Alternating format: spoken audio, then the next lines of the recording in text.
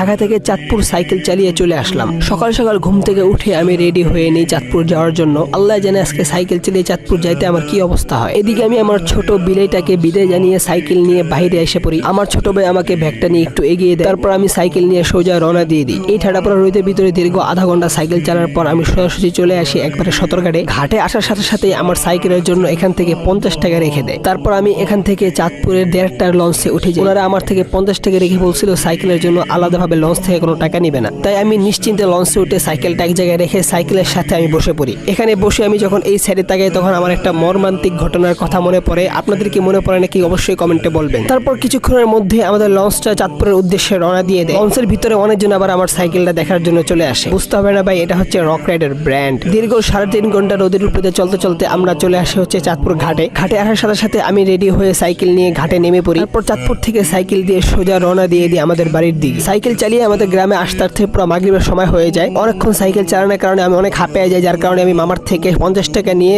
হোটেলে নাস্তা খাওয়ার জন্য চলে যাই। হোটেলে এসে পেট না ভরা পর্যন্ত আমি নাস্তা